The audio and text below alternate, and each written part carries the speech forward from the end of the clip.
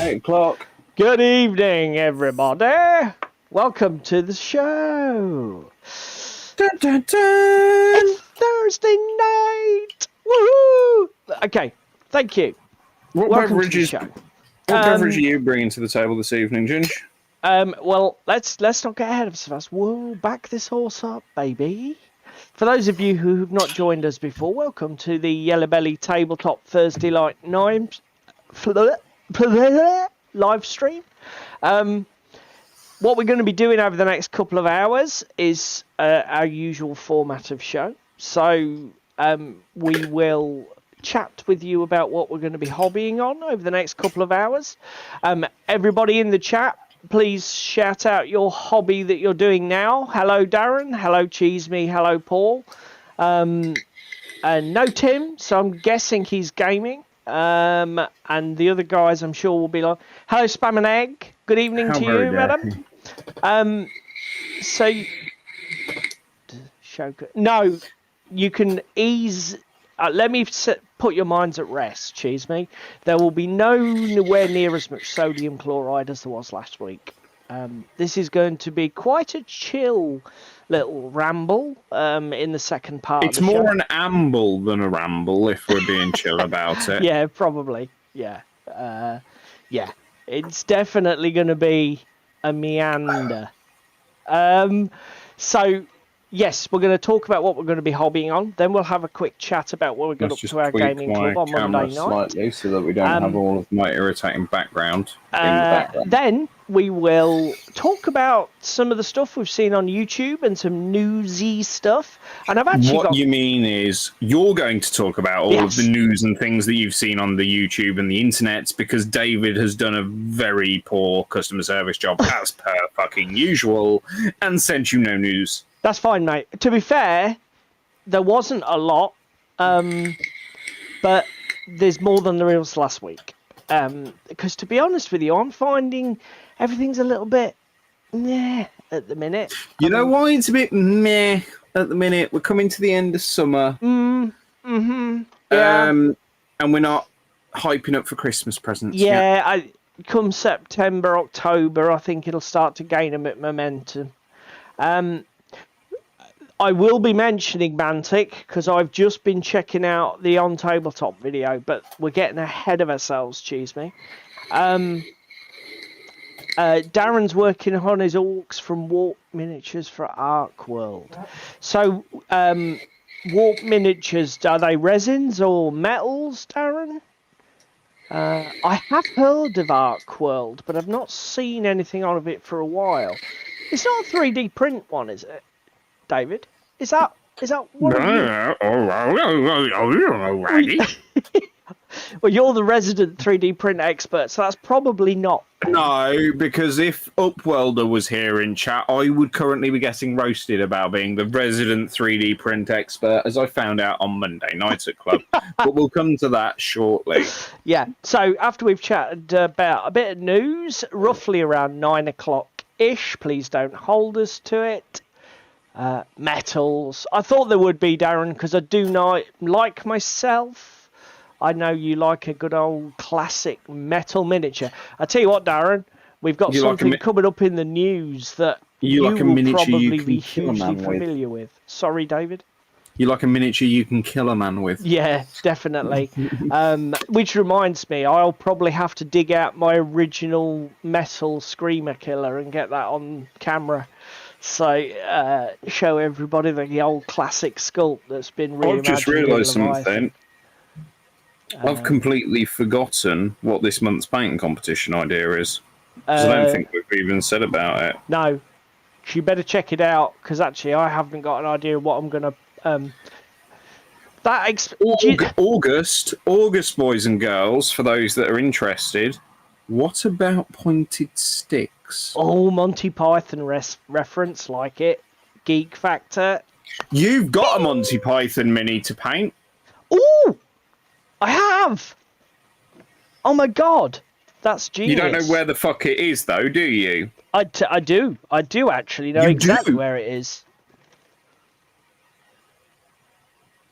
It's here. Ooh. I actually have it to hand. So I'll show it off in just a second when we go desk down. It's not very pointed stick, but I tell you what, it's bang on theme for the Python crossover, isn't it? Yeah, but you've got several, haven't you? Hello, Jerry. You've got Arthur, you've got the Black Knight, and you've got what's his face with the clippy cloppies. That's the technical description, boys and girls. A banana man would also fit in there. What about pointed sticks? I don't know what Jerry's on about. With a pointed I remember Banana Man. I know what else you could do, which is a fucking genius idea, and I don't know if you've got any for your Japanese White Rabbit. army. Genius. The Banzai guys with the landmines on the end of the sticks. The anti-tank for the Japs. Oh my god. That is genius. Because they're not pointed. Oh, of course. Of course it is, Jerry. You have humiliated me on the internet. Yeah, it's the punchline of the sketch. Because they're doing, for everybody who don't know exactly, it's self-defense against items of fruit. And then there's this guy with a Welsh accent at the back who just keeps going, what about pointed sticks? Every 2 or 30 seconds or so. But yeah, I'd forgotten it. Christ, I'm going to have to watch it again. Peaches tinned. Anyway, enough of this. So, about 9 o'clock-ish, we will be getting... I'll come back to you, Darren. We'll be getting to our main topic, which is, again, sort of stimulated by Monday night. It's been on our list of topics to talk about for a while, but basically, I want to talk about the whole link between wargaming, in a general sense, and its what I would call its X factor, inspiration factor, that thing that gets you really excited about a project, miniatures, range, whatever. Because I think, I don't know, I guess there are some people for whom it doesn't matter, but I think it's maybe it's a sign of my age. As I get older, no, it's because you forgot to take your meds this morning. I want my games to really excite me. Do you know what I mean? I want my game systems to excite me. Excited, boys and girls. He wants to be excited. So Darren was just a little distracted as he was pledging for the early bird for the new Ark World book Kickstarter that just launched. And Darren has said that Ark World have done STLs. So that explains... I knew I'd thought I'd heard or seen that. Right, interesting. So do you want to go down... Do you want to be table down first, mate? Yeah, let's go table down, because first we're going to do some hobby ASMR with the boys and girls at home. Fucking hell, we're not bloody priming. Zoom out. No, we're not priming. We're peeling PVA off a lid, because it's satisfying as fuck. Oh, my God. Now that bridge has been crossed over, let's move you out a bit.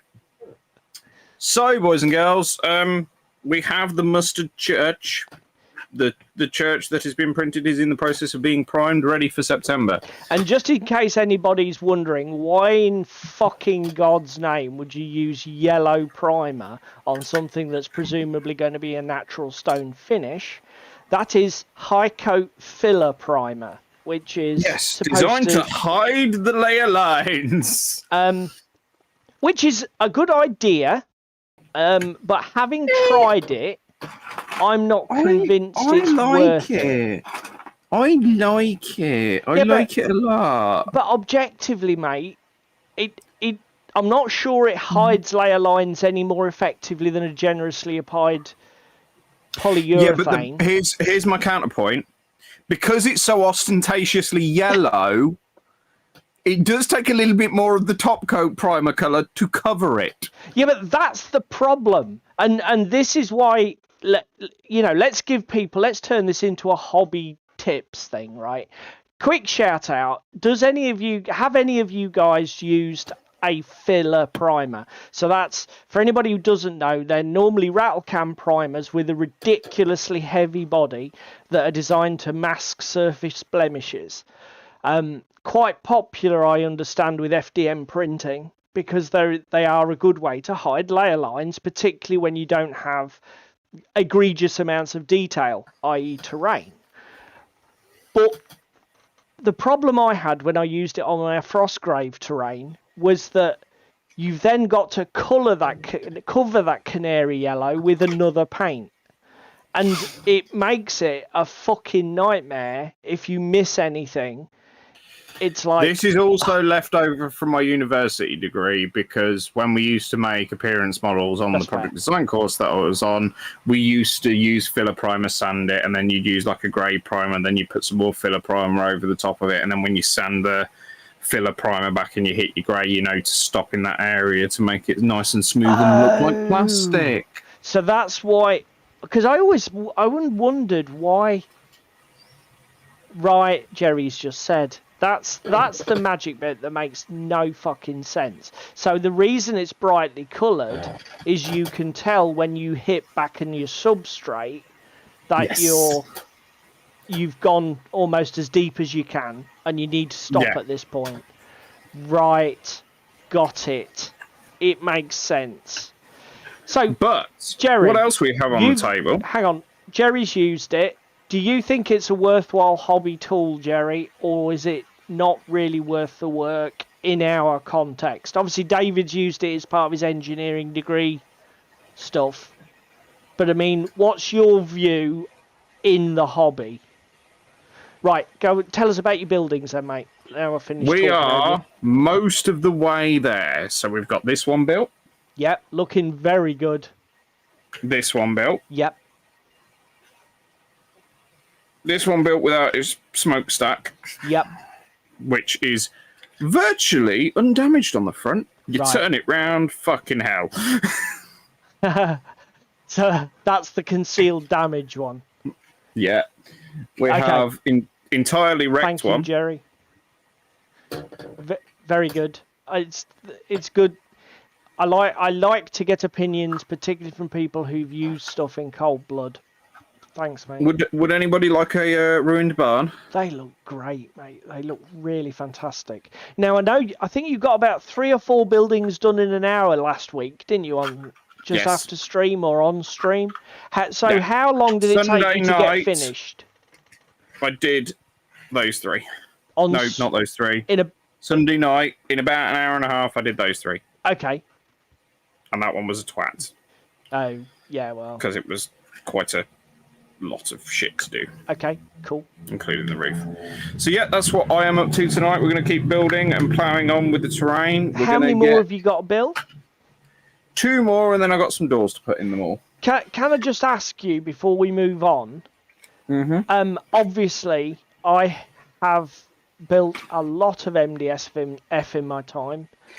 I have got a bag of any small MDF push-outs, so things that are like brick-shaped, like that, but even smaller pieces.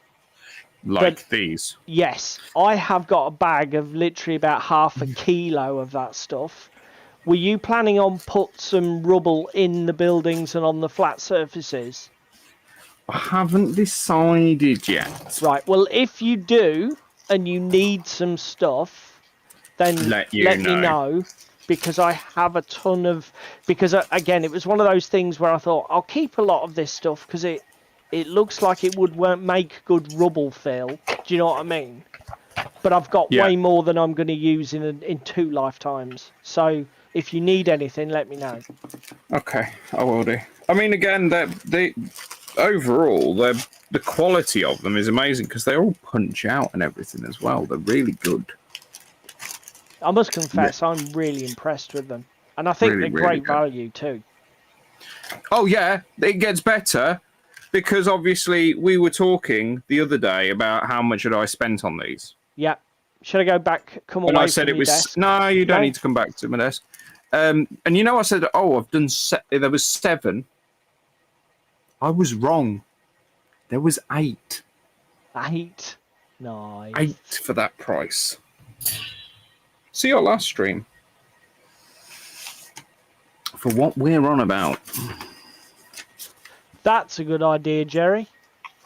Jerry, I'm assuming what you mean is like the sloped edge of a blister pack, so it allows you to pile the rubble at an angle, but without using a ton. Cut out a blister pack. That's interesting. Yeah, it won't let you post links, Darren. Thank you, mate. If I remember, I will copy it across from Discord into the show notes in the description box of the video for people who want to check that out.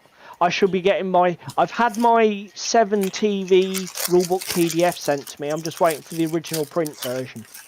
So I'll be looking at some 7TV at some point and thinking about getting a game of that in with you if that's okay, mate. No, that is not acceptable. How very dare you convince me to play 7TV? It is so egregiously rude of you. We always need new games to play. We haven't got enough. Right. So. Oh, I see what you're saying, mate. What's that? Jerry was just saying using the acrylic, the thin, semi-rigid acrylic that they make them blisters out of, makes a great base for rubble piles freestanding. Because it's really low profile. This is true. That is a good shout. That is a very good shout. Hello, Crispin. Hobby tips with Gaming Gandalf. Crispin's playing pocket pool. Nice, mate. Nice. Always nice to do that at work. I bet your boss is impressed. It's all right. The boss isn't here. We're not big enough for that. Yeah, you. Cheese me's the same as me. He's got the PDF now. He's just waiting for the Kickstarter book. Did you order? I think we probably talked about it on stream. Did you get a load of the stuff, Cheese me, or did you? I just went rulebook because I'm trying to not buy a shit ton of stuff. So I didn't buy hundreds of miniatures. How's that working out for you? Other things. But yeah, you'll have to let us know what you bought. How deep did you go when you backed that Kickstarter? Oh dear, Cheesy went all in. What's that? About 100? Is that 160 odd miniatures then? Fucking loads of shit. Yeah, I imagine it probably got crazy. Right, so hobby, what am I going to be doing? Well, I am going to revisit something that we used to do back in the day when we first started doing these streams. Basically, I used to spend pretty much the entire session painting and talking bollocks, but I haven't really sort of done a proper paint on stream for a while. But we're all going to get involved, and you're going to help me pick the colours. So we've got interactive. Yeah, we've got one of our audience engagement. Look at that, brilliant. We've got one of our. This light is getting on my tits. We've got one of our Strigoi henchmen, just a vampire thrall with a spade. I'll show you the picture of the painted version on TT Combat's website in a minute. But basically, you guys are gonna tell me what base colours we're slapping on this dude, and we're gonna get some paint on him. Hot pink. I've got pink. I don't have brain matter beige, but I'm sure I can find a very close match. Do you have any magenta? And this is what David ages ago printed me some miniatures. I don't know if these are official or just sort of like a. They're from, oh my fucking god, who are they from? I can picture the guy's name, but I can't fucking tell you who they're from. Anyway, this, as some of you may recognise, is the Squire character from Holy Grail, with his coconut shell horse's hooves and his fucking huge amount of crap that he used to carry around following Arthur and his knight entourage. Oh, high vis yellow. Oh my god, I'm gonna regret this. Fucking hell. Right, so just in case anybody doesn't know, yeah. Have you seen what Sam's just put in chat? Yes. So Spam and Egg is David's other half. So David is going to be teaching her to paint, apparently. Trusting her. He shouldn't. To be fair, if he does get judgy, tell him to fuck off because you just finished a miniature in half the time it takes to think about planning one. That would be my advice. You're a bastard. You're an actual bastard. Jerry's come to you. He says that they're from Studio Miniatures. They sold them then to a company called Hayland.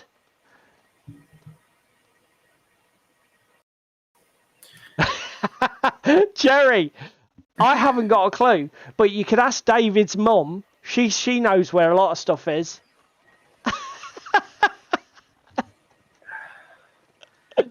I can go and get mine from under the stairs if you want.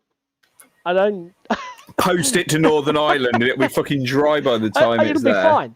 I'm sure it'll be fine. Helpful. Right.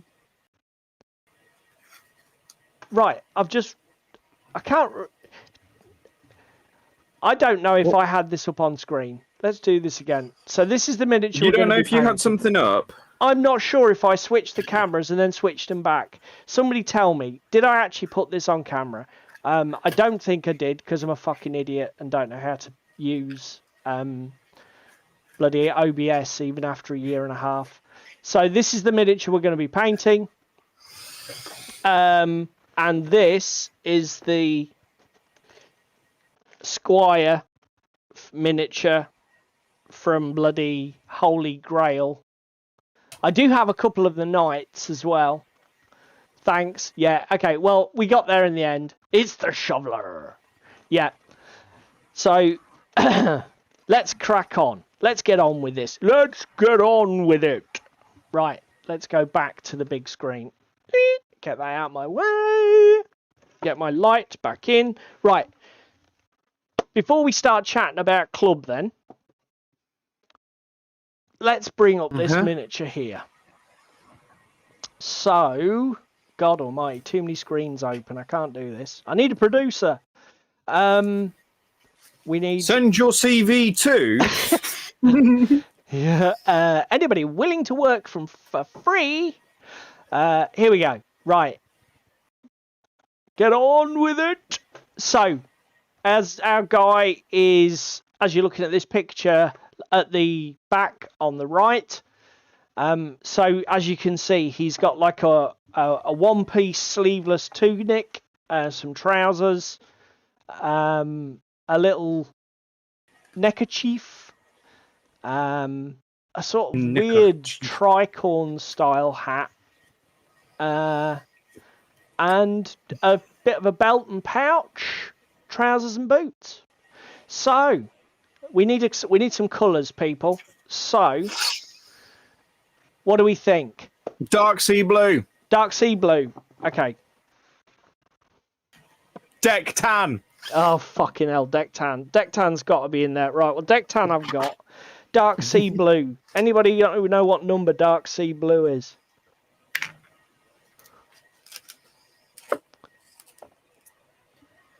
Keep an eye. Yes, it is Tyrant Troll. It is Tyrant Troll.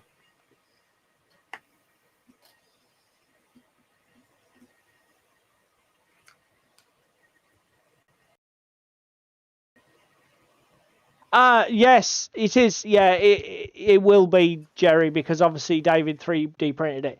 So we're going to go for a yellow. I mean, to be fair, although the sort of Venetian, the sort of 16th century Venetian look, they weren't afraid of their colours. We probably don't want to go too mad though. No, we're going for full Skittles factory. Because I know how much you appreciate the Skittles factory. So look. we've pulled out flat yellow, which is a sort of quite a rich yellow, not pastely and washed out. Dark sea blue. Where the feck is that? I have too many paints. It's official. Everybody said no one ever. That's dark grey, Paul. That's not even close to being dark sea blue. 42. Yes, unfortunately, Jerry, I have them 42 magenta. I'm not sure. Oh. I mean, yellow and magenta. 42 is model colour magenta. Is that what you were after, Limburger? When you said 42. The answer to life, the universe, and everything. Field blue, which is like grey. I've got a feeling dark sea blue. I don't know if I have that one, mate. You may. Why don't you check your paint list? Do you know what? That's what I will do.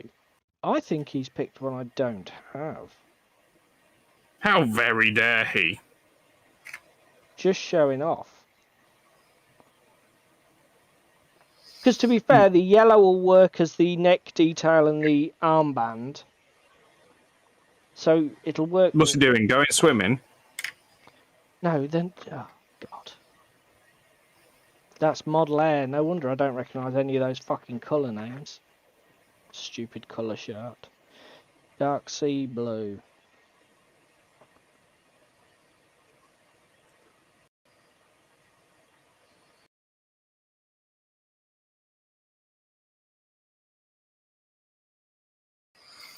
You love it.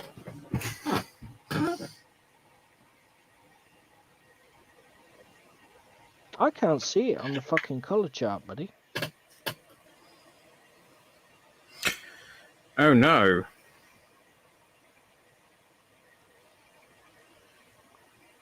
Anyway, how the fuck did it get to 8:30 and we haven't even spoken about what we're doing at club? Because I was doing this. You go. You haven't got any photos. You hijacked stream. You can tell. Oh, thanks, Jerry. 48. Yeah. Easy when you know how. Easy when you've got a Jerry on hand. God damn it, and I have it. Do you know what? That's actually quite a good colour. Bit dark, but you know what? It's quite a good colour. Fucking clues in the name! Piss off. Right. Nobody said it was light sea blue, did they? You fucking bellend. Is dark... what do we think? Dark sea blue for the tricorn hat and the jerkin? Is that too much? No, it's a Skittles factory, my friend. All of the different colours for all the different cloths. You're painting this on hard mode. You open this up to the public. Okay. I fancy black for the hat. I'll be fair. Which well, there's your 2 cents of input. It's probably boring, but I just think the hat would look better in black. I don't like it in brown the way they've painted it. Dark. So what do you reckon? Dark sea blue for the trousers or the tunic? Trousers. Okay, trousers. We're definitely going to do deck tan for the shirt. We're going to do yellow for the neckerchief and the sort of like band he's got wrapped around his arm, which means we need a tunic colour. I mean, we could go magenta, but I think it's a bit mad lad. See, I thought you were a total mad lad, but apparently I was wrong. What about just go for the crimson and gold vampire look? Something like burnt red? Is that too dark? Burnt red is a little dark. Just straight Vallejo model colour red, 33? Maybe? I don't like that one. What does the chat say? Come on, chat. So Monday. Oh my at God, club. Jerry's lost his mind. Yellow hat, brown sleeves, black tunic, blue trousers. Yellow hat. Do it. Chat has spoken. Do it. And I will accuse you of pussying out if you don't.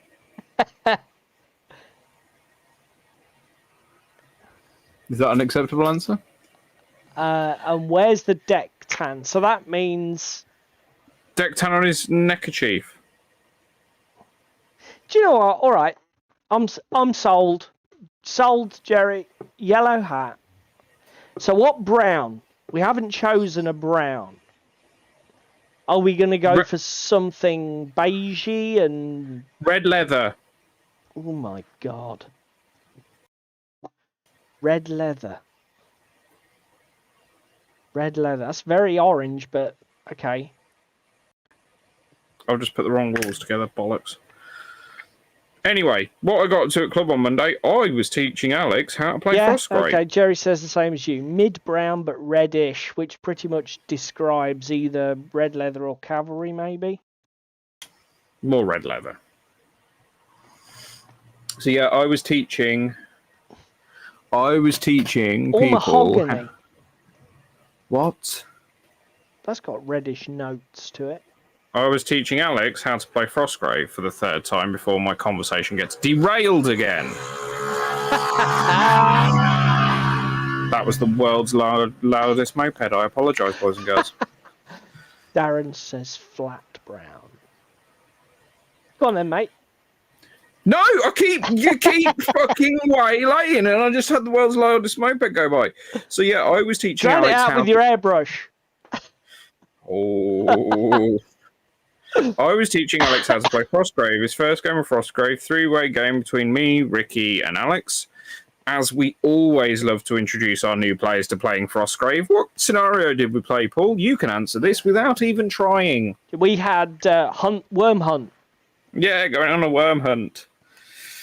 Absolute hilarity ensued. Round 3 or 4, it popped up right next door to Alex. Alex was screaming and trying to run away from it. My crossbowman noticed the amount of song and dance that Alex was putting into running away and not killing the giant worm, and rolled a natural crit and did 18 damage to it in a turn, murdering it. So yeah, all's good in the worm hunt. Really good game. Alex was really into it, and Alex is going to 3D print some Highland miniatures for his Dwarven warband for Frostgrave. Because it's been how long has it been since you last played Frostgrave? We worked it out. The scenario I did at Christmas, the custom one. Right. Okay. So that was probably not as many months as I was thinking. Dude, it's August. Yeah, but still, I'm surprised it was 8 months. I thought it'd be more than 12 months, to be fair. So I don't think that's too bad. 8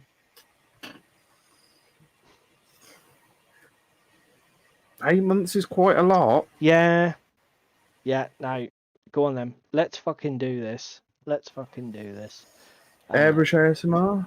So I'm just going to quickly go back to the YouTube chat to go back to Jerry's thing. No, not a big purple worm. It was a big green worm, because Right. I don't own a purple worm miniature.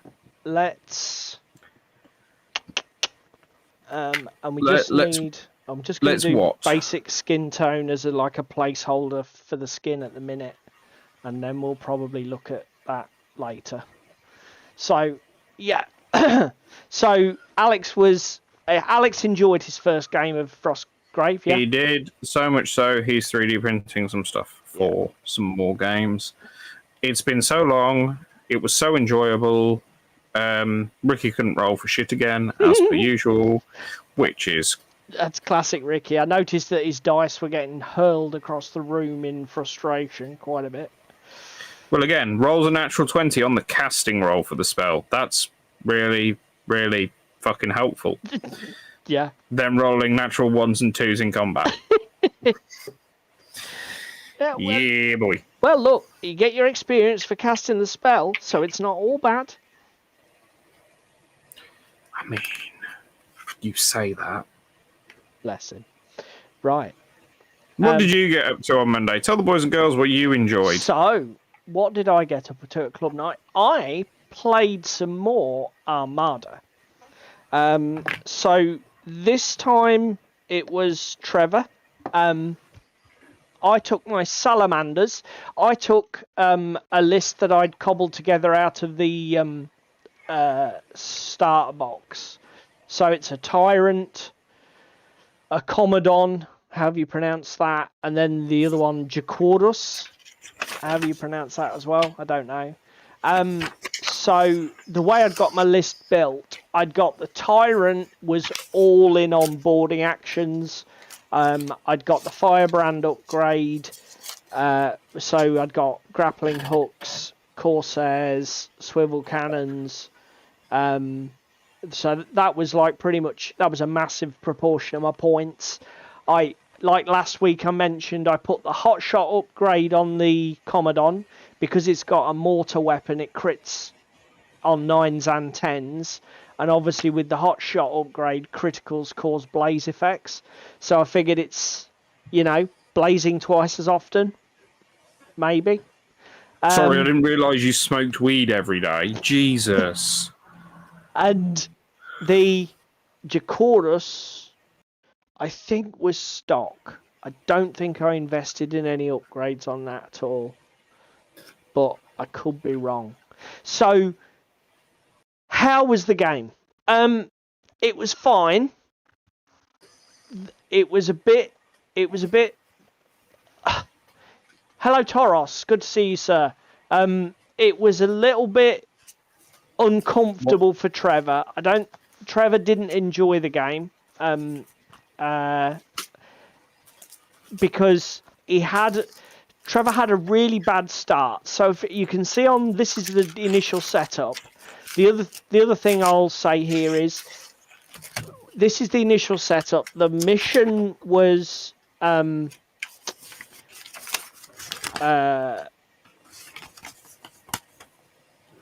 just an engagement one where we had to shoot each other, basically. There wasn't any special rules. The only thing, I'll tell you which one it was. It was the one where you have the rainstorms. The storm. Which the rainstorms or the squalls move around, and then the lightning strikes ships within 8 inches at the end of a turn. So that's the sort of like random effect that mixes it up. But it didn't play a huge part in the game. It was just like flavour. The core objective was sink your opponent's ships. So it was pretty direct. And unfortunately, Trevor messed up his early movement in the first turn. And his ships ended up getting in each other's way.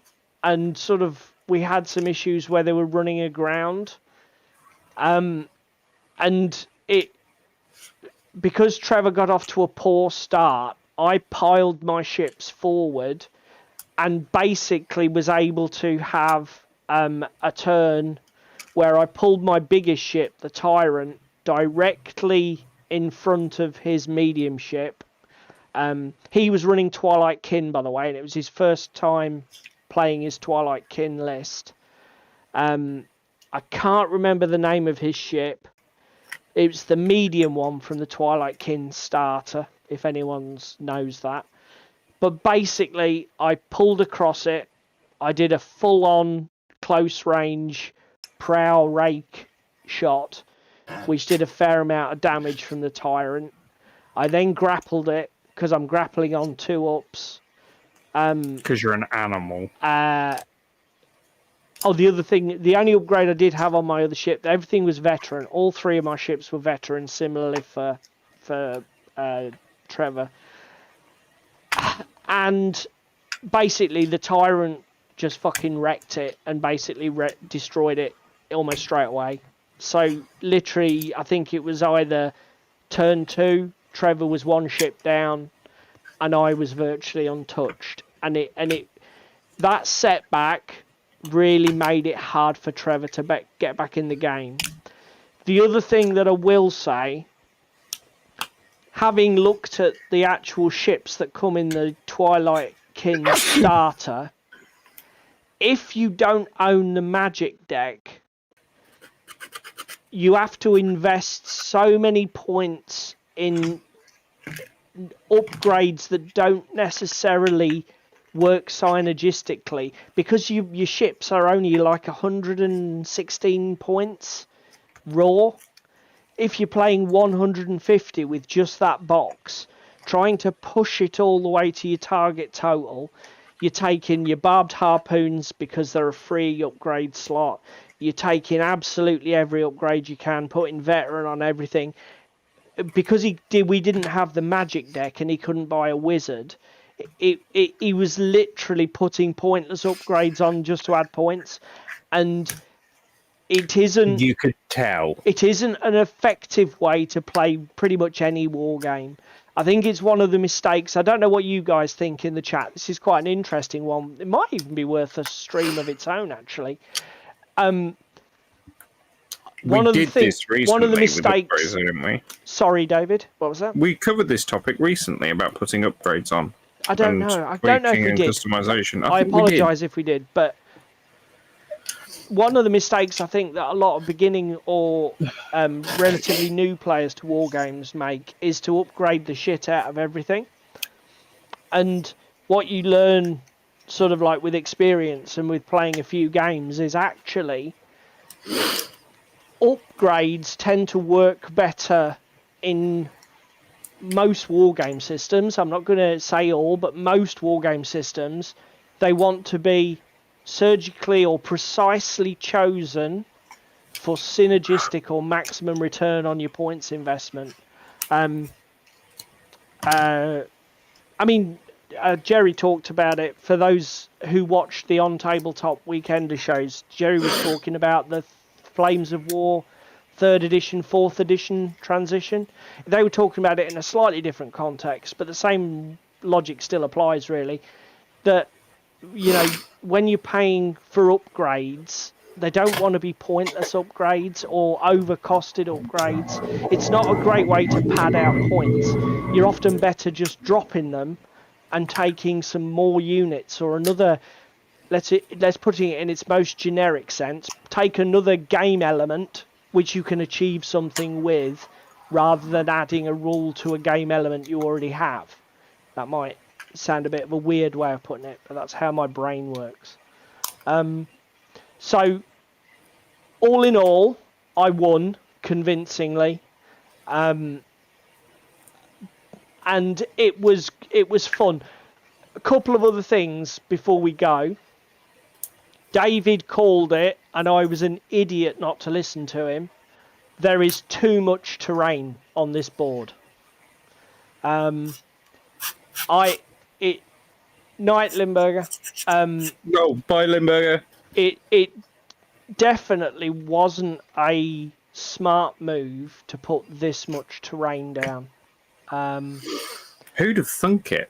So, the other thing that I will say is, what else was I going to say? There's too much terrain here, and it's gone. I'm old. Spacing too close. No, it was there. You called the terrain. Damn it.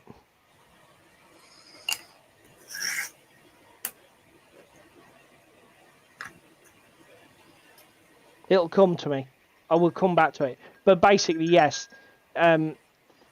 If you're looking at getting into Armada, don't put this much terrain on the board. It looks fantastic, but it restricts movement to the point where the games.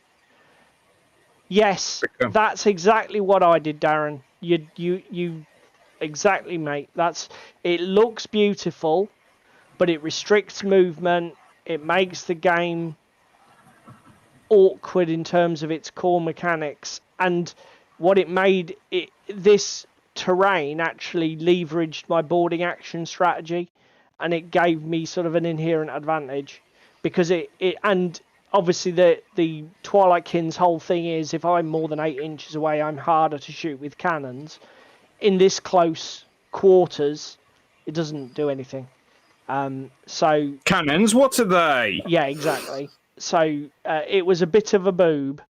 The The other thing I was going to mention was another faux pas on my part, but I can't remember what it was. So we'll come back to it.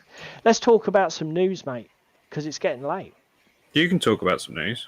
I got no news. Let's hide this. First of all, I hope everybody has been along and completed their great wargaming survey.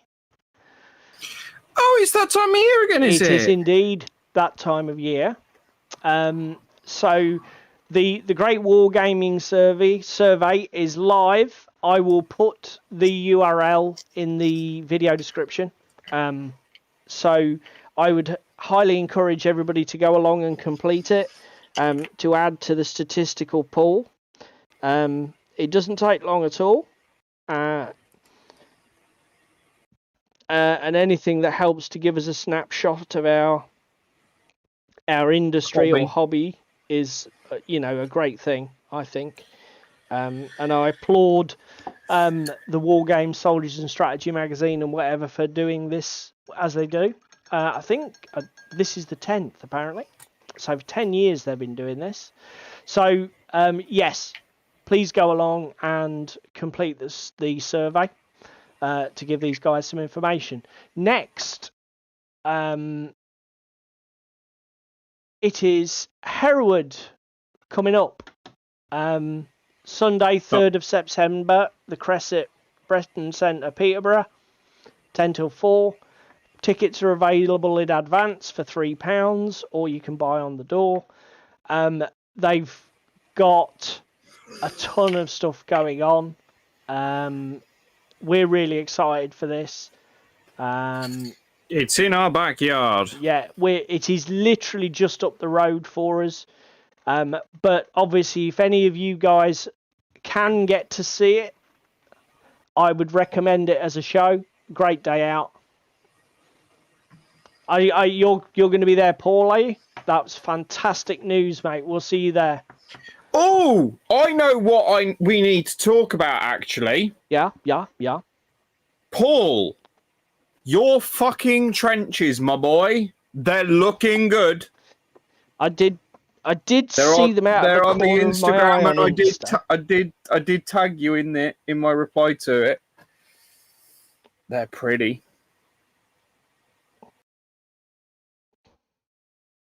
Very, very pretty. I shall go and have a look. In fact, I don't know if I can do that actually. Maybe when we're finished going through the browser windows I've got, I'll maybe have a bit of a dig. So yeah, they did actually do an announcement. So what games have we got going on?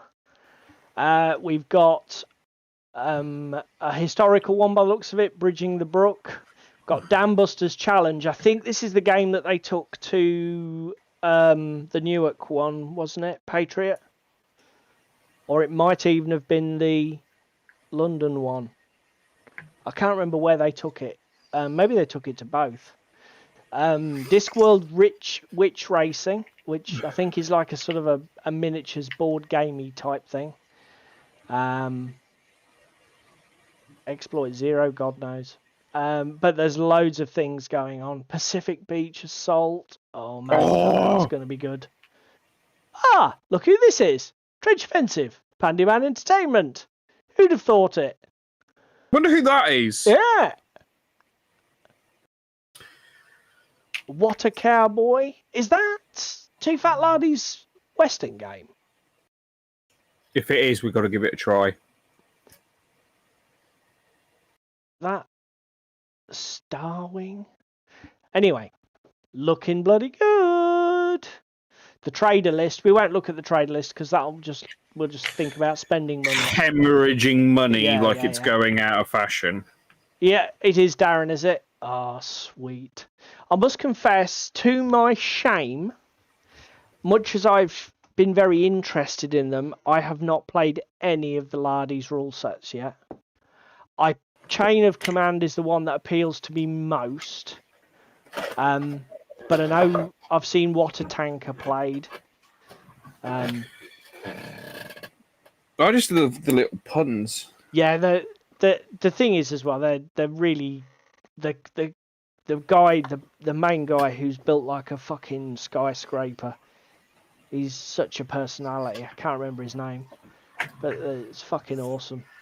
What else have we got here?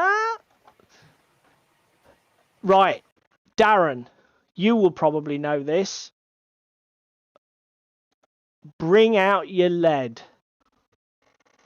Okay. Now, we were followed on Instagram by a guy who, I think it's Oakbound Studios, followed us on Instagram. Darren, I think it was, mentioned they do a rule set out of the woods or something, which is like a totally non-dice based miniatures war game. And he did a video recently about this event. So for those of you who don't know, the woods. Thank you, Darren. I knew it was something to do with the woods or trees or whatever. What is the chap's name? It's gone. Jeff? Is it Jeff? Number Jeff. Anyway, so Bring Out Your Lead is hosted by Foundry Miniatures, which are a company that makes classic old metal designs. They're very Jeff, I thought it was. They're very reminiscent of early Warhammer aesthetic, and the whole Bring Out Your Lead sort of idea is what they call Old Hammer. And so this is very early 1st to 3rd edition Warhammer Fantasy Battles, and all of the Games Workshop products from that Rogue Trader mid to late 80s and a bit after. But I would highly recommend anybody who is of my age or has a massive amount of nostalgia for this era of Games Workshop. So, I don't know, 84 to 92, 3 maybe. If you get chills when you think about those sort of years of Games Workshop's product lines, check out his video. The audio is not great in places. Jeff is not a fantastic cinematographer. He's a bloody lovely guy and a great personality. It's not the most polished YouTube content you'll see, but this event looked amazing. And criminally, it's Newark, which is like literally no reason. Oh, so now you see, I didn't know this, Jerry. So that's why. What's that? He says in the video that they've just done a new round of like reissues of actual old Warhammer minis. I didn't realise this was actually an Ansel company, because when he said that, I thought, well, how the fuck do they actually do that? How can they actually just reissue or reproduce early GW miniatures? Presumably, if Ansel's responsible for setting the company up in some way, he's got intellectual property rights or he's got some sort of access. They are moving. This was the last Bring Out Your Lead event at the current venue, because I believe Foundry are relocating. I do actually have a few. Yeah. Oh shit! I just got low addresses. Jeff's video has got tons of shots of the display cases. He doesn't go into detail, but apparently, because again, this really comes to this feeds into our main topic, because watching this video, if you're not sure what we mean about this inspiration factor, this X factor, watch this video, because it's when that the products are just so exciting. But he doesn't go into detail on the display cases, but he does tell you there are loads of blogs in his video footnotes, or he tells you how to Google. If you Google search, there are literally miniature by miniature shots. People do whole fucking blogs just literally photographing these miniatures, discussing their history, their heritage, where they're from. It's almost like a pedigree dog show. It's an event for absolute obsessives. But I tell you something else that's really lovely. This looks like I don't know how big the event was, but it looks tiny. It literally looks like it's a couple of marquees, if that, and the sort of like the shop area from Foundry. But everything is so well presented. The tables are lovingly crafted. All the miniatures look great. It's just, this video is pure inspiration and nostalgia layered thick. I bloody loved it. And I tell you what, I'm definitely going to be looking to see where Foundry go. As I said earlier, I mentioned briefly, I've got a few Foundry miniatures, but not a lot. What I've bought from Foundry are a lot of their civilian miniatures. So I've got things like medieval villagers and stuff like that to use as table decoration for scenarios and that sort of thing. I don't own a lot of their sort of like war miniatures or combat miniatures. But yeah, bloody fantastic video. Check it out. Oakbound Studio it is. Again, he's only got 500 subscribers. Go and give the bloke some love. He does some, again, even his talking head stuff, talking about, because obviously he does game design, he does miniature design. He's an absolute Warhammer obsessive. And by that I mean old Hammer obsessive. He's really watchable. Give it some check. This I only started watching before we came on, but it basically on Tabletop I've done a 25-minute video about Mantic's plans for the new Warpath, which I'm really excited for. It looks like they're probably going to be rolling this. Yes, I know, Darren. Darren's saying that the people that were at the event, there were some big names from back in the old days. Yeah, he just does some great videos. So yes, I'm really hyped for Warpath in a smaller scale. I was checking out the rules, the PDF document that they've done. What this reminded me of was old school Epic. I'm sure that's deliberate. Obviously, it's got the Mantic twist, so they've got their command dice. It's all D8 based, not D6. But the whole business of putting down tokens with orders. The only thing, obviously, that they've got an interesting system where you place your movement order token, then you can replace it with a shoot or assault token. So it wasn't like back in the day with Epic where you could either move or shoot. You only had one order option, but it really looks like an interesting little system. And I can't wait. I really can't wait. See, I've already got another small scale game that I don't play enough of, which we were discussing on Monday. Yeah. Well, honestly, mate, you don't need to worry.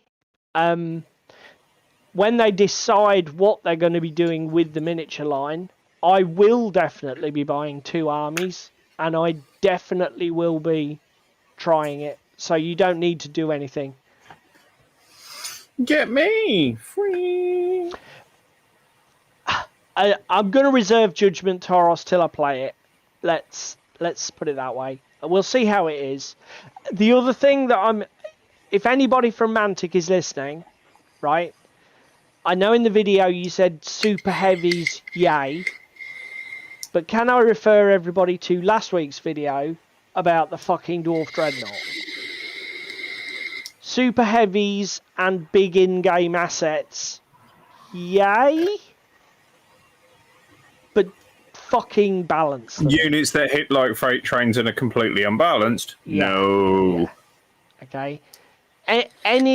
Any colossal fucking beat stick unit needs to have...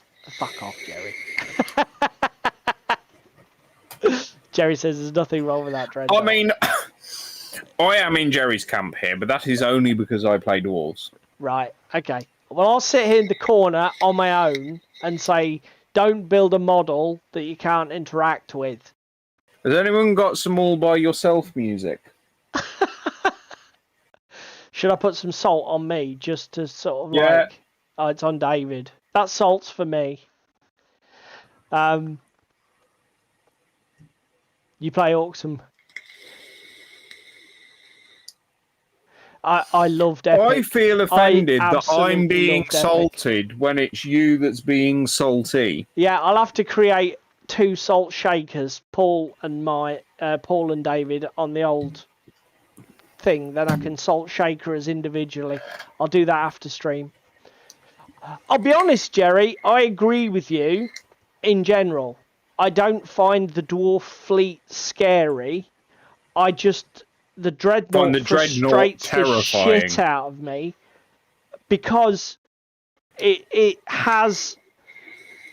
We talked about it all last week. They double dip on it's got a fucking ton of structure points and it nerfs damage incoming. So it's highly cannon resistant. It's got a huge amount of firepower at 14 inches. In 8 inches, it's ridiculous. But even at 14 inches, it's got a significant amount of power.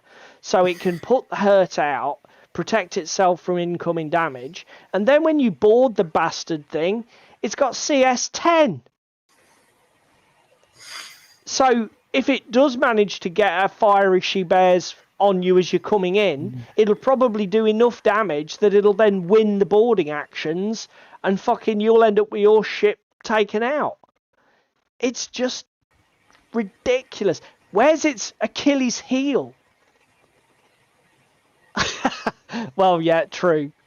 I bet. Jerry tells it like it is. Fucking hell. And you can make 2 of them in a list as well. Yeah, I mean, to be fair, I suppose orcs... I guess you just outfight it if you're orcs, don't you, Jerry? Just go for the big ship yourself, CS12, tons of rerolls. I did see somebody crit it to death. Crit it to death? Yeah, because obviously it's all very well nerfing incoming damage, but I watched about a report where somebody rolls so many criticals against it. The accelerating critical damage that doesn't get nerfed was able to punch it down. I run salamanders myself, Jerry. I did look at the shield on the XL ship. I decided I would be running probably a Drake as a Drake rather than the named variant with the shield. Because like you say, the ability to just bring ships back into action seems pretty broken, I want to say. From Vallejo, Toros. Interesting. You were a fan of the Vallejo, weren't you, David? Express? Yes, Yeah. I was.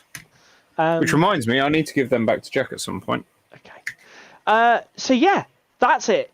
As I say, Mantic's Warpath, go and check it out. I'm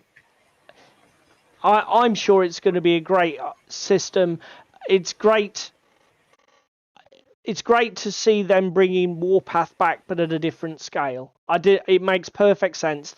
After the success of Firefight, they didn't need another 28mm game. So it's great to see Warpath coming back as something just a little bit different. Check out Oakbound Studio and bring out your lead. And don't forget to complete the wargaming survey. And just Link like that, in the boys description and below. girls, So, it's time for the main topic. yep, there are no slides tonight. This is going to be No waffly slides. as fuck. We're not lecturing. Waiting for Agrax to dry. Yeah, well, to be fair, Darren, if it's as hot where you are as we are, that'll be dry in about 30 seconds. I am sweating my ball bag off here. I have my fan aimed at me. It is ridiculously hot. So,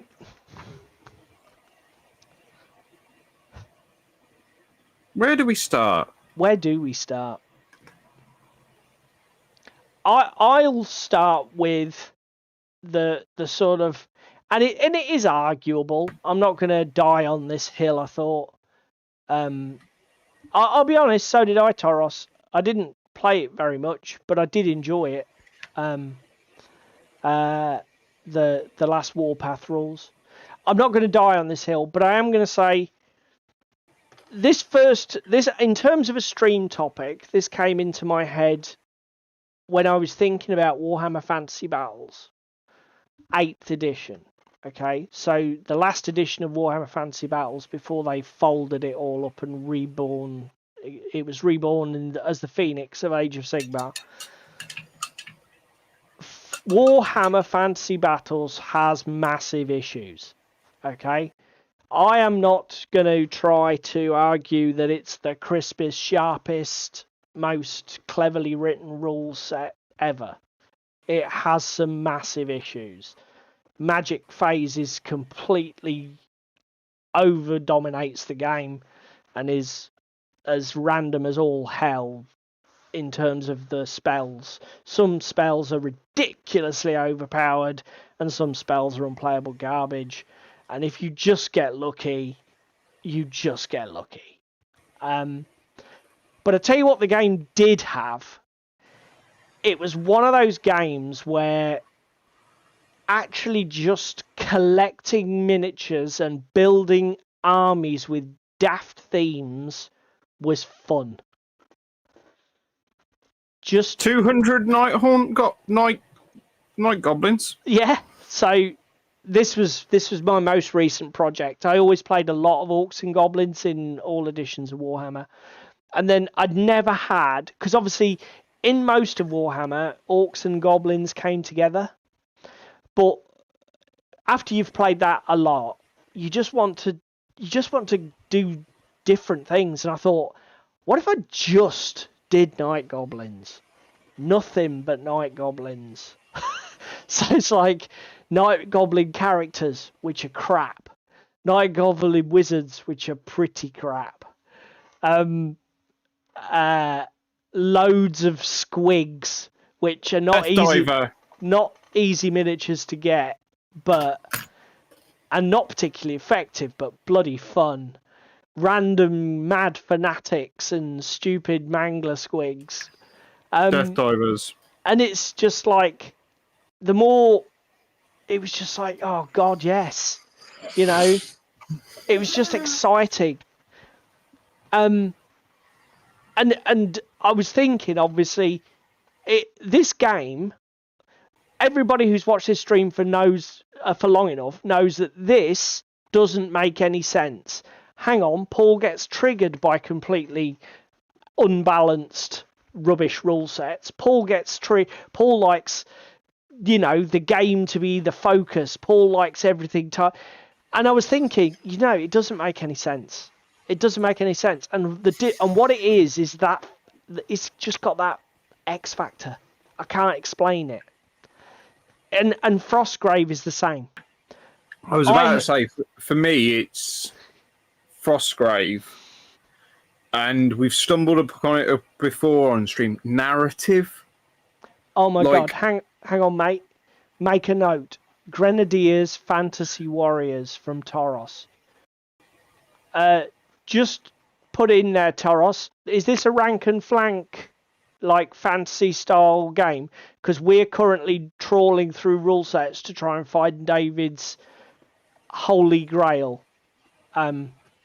No, is it a Warhammer unit? No, once we never played Warhammer Grenadier- again. It's a rule system. I'm sure it is. And Grenadiers, I've heard of, I think. Anyway, carry on, mate. You were saying, for you... narrative for me, Frostgrave, Warcry, Necromunda campaigns, a good narrative gets my juices flowing. Bollocks. Thanks, Jerry. It's out of production. I'll have a hunt. Thank you. So yeah, that's what really gets me. The other thing is, I'm a fucking shiny magpie. Give me a mini or a nice, beautiful thing. Don't really even have to like the game that much. I'm gonna play it. Drowned Earth is a good example because the minis just spoke to us at Dicini, didn't they? Yeah. Again, though,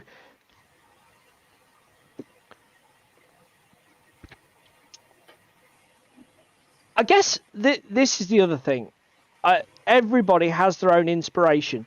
So for you, what you're saying is that your key inspiration is the visual aesthetic and the miniatures. Yeah. Yeah. Well, again, or the narrative aspect and building and developing your warband and having all these linked scenarios. Okay.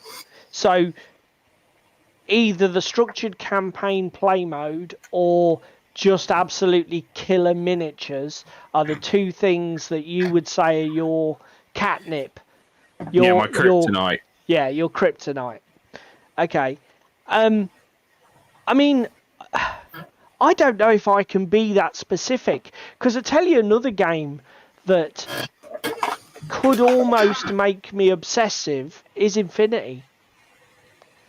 I listened to Ash Barker's podcast, and all the different...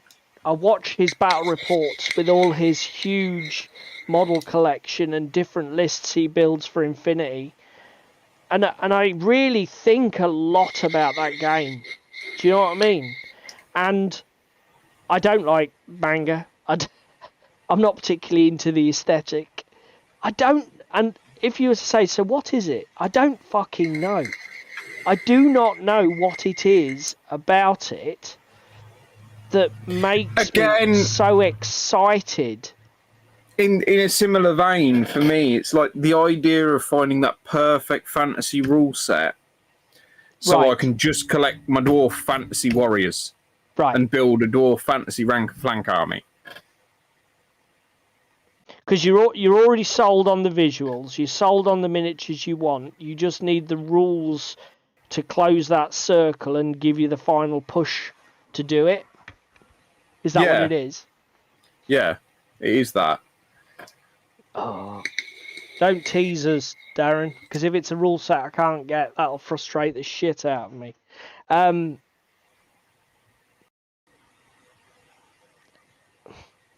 So yeah, I mean, again, I thought about this topic, and the reason I chose it for this week was I was enjoying my game of Armada. Don't get me wrong. It was a pleasant enough experience. Yes. But I was looking across at the guys playing Frostgrave, and I was thinking... And I was talking to Alex, the new guy, and we were talking about warband ideas, and I was telling him about how I did a warband using Burrows and Badgers models, and I did a warband based on early 80s orc metal models from GW. And again, it started to prickle that excitement of just, oh, that would be a cool way to build a warband. That would be an utterly wacky set of miniatures to build a warband. You know, definitely with Frostgrave. For me, your oyster.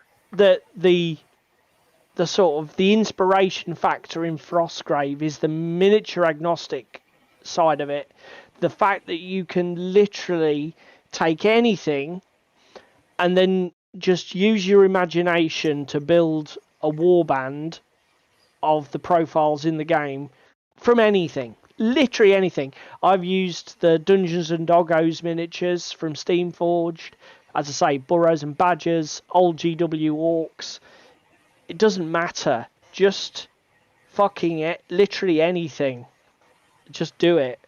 I mean, there's nothing to stop you just taking GW models. 40k models and build a fucking warband. You know? It's sort of like all of your las guns are bows and arrows or have the same profile. Yeah. It is literally, and for me that's inspiration.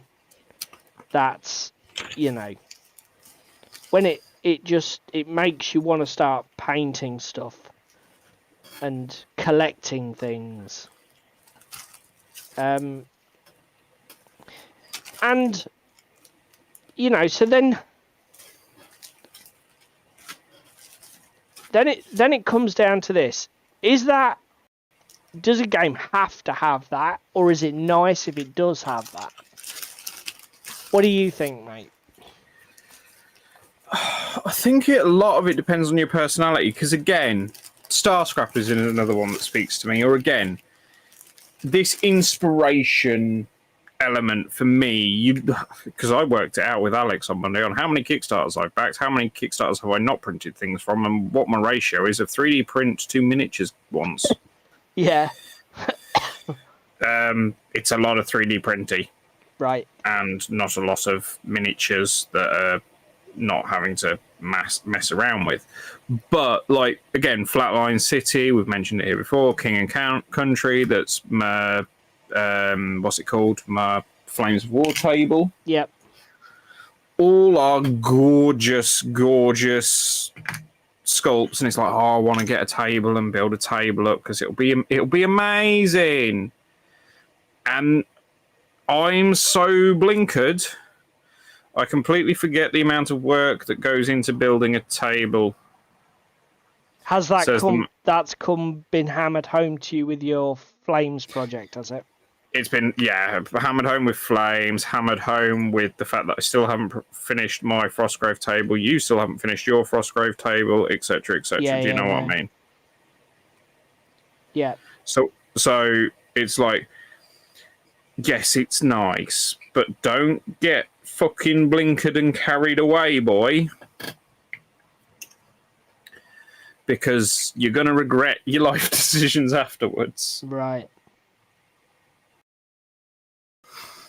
And I think I've done a lot of maturing lately with my hobby.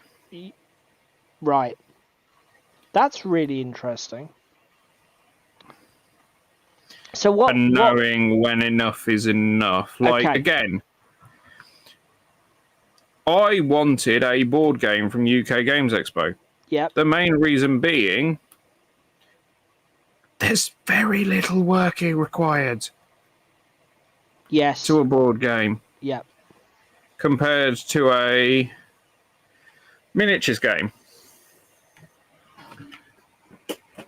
I'm still spending my cash and I'm still getting some play and enjoyment out of it, but I don't have to do half as much of the work as I usually have to. Do you see my point? Yeah, here? definitely. I know exactly what you mean. Like, the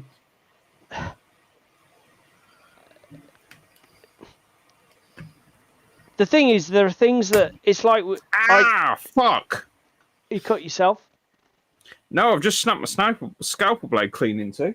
Ooh, just lucky, as long as you haven't cut yourself. It's like we talked about the Gloomhaven Kickstarter. Recently, they did a Kickstarter for Gloomhaven where you could buy miniatures to replace all of the standees in both Gloomhaven and Frosthaven. And having tackled and failed my Assassin's Creed project, I like the fact that there are standees in Gloomhaven. I don't want that work. You know, I've got half a dozen character models that I've painted, and there are another 10 unlockable characters that I'm not going to open boxes until we unlock them in the game. But that's fine. It's enough.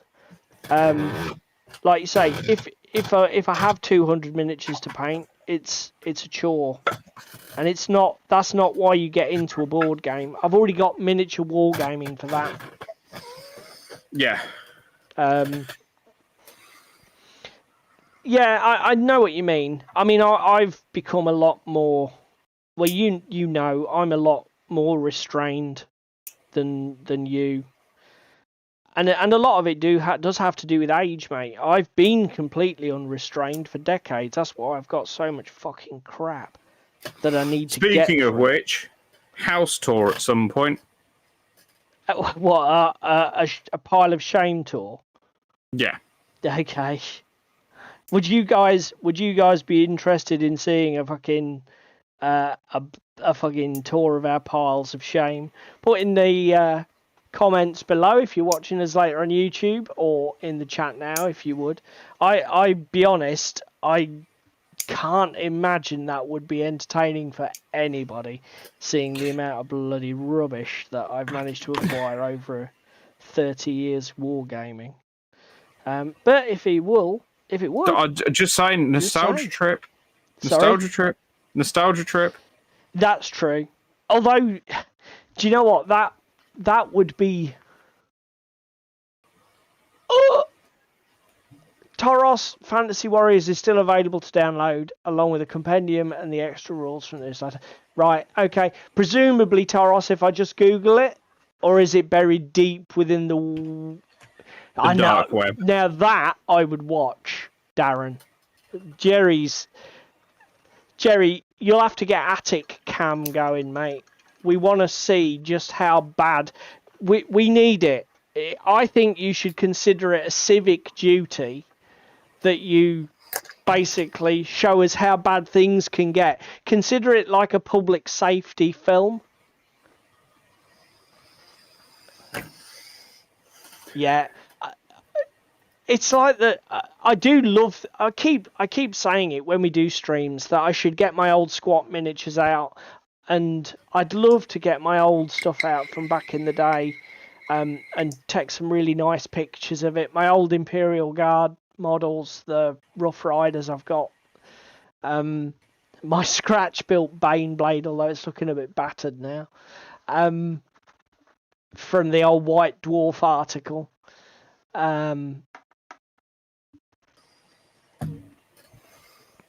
But yeah, there's something else. Because it's interesting mentioning board games. Would you ever say a board game is inspirational in the same way that a war game is? Ooh. I don't know. Arkham and Everdell are both quite nice. The reason I would probably say no is that recently I have a big history with collectible card games. So I've done many of them. I have literally the Ultra Pro collector's folders. I must have 40 or so of those, full of collections of dead and expired collectible card games going back decades. I also have huge play collections of many games. And a lot of it's just sitting gathering dust at this point. Like the original Game of Thrones CCG before Fantasy Flight turned it into a living card game. The original 40k CCG back before Dark Millennium, for anybody who remembers. Spellfire, Middle Earth CCG. Nobody plays these games now, except for 100 hardcore players who are still keeping the community alive and using online sort of like platforms a la OnTableTop, not OnTableTop, as in Tabletop. Simulator. And I have been going through my card collections. I've just dropped my paintbrush. I have been going through a lot of my card collections. And I've been building some decks and getting stuff so that at least I've got playable decks to hand, so that if I do come across somebody who's a bit nostalgic for trying something that, oh God, I remember playing that when I was in my 20s, then I can just say, oh, well, Bush. But I found the first thing I don't like about these Empire of War what? ones. The shutters are cut on laser cut card Right. stock. Coloured laser cut card stock. They're a little too flexible. Right. And they're really small and really fiddly to put against the fucking windows. I'm currently using a set of tweezers. Oh, okay. So they're just too small and flimsy to handle properly. Yep. Okay, Spam and Egg has a question. I have a question. David has made suggestions. I'm new to all this and confused as fuck with scenarios, etc. Best simple game for starter with no idea. Oh, okay, guys, in the chat, go. Woo! Best. Is that you volunteering to dive down this fucking rabbit hole? Best Because if miniatures so, war you've game just for an put absolute that starter. live on YouTube for everyone to see, Sam.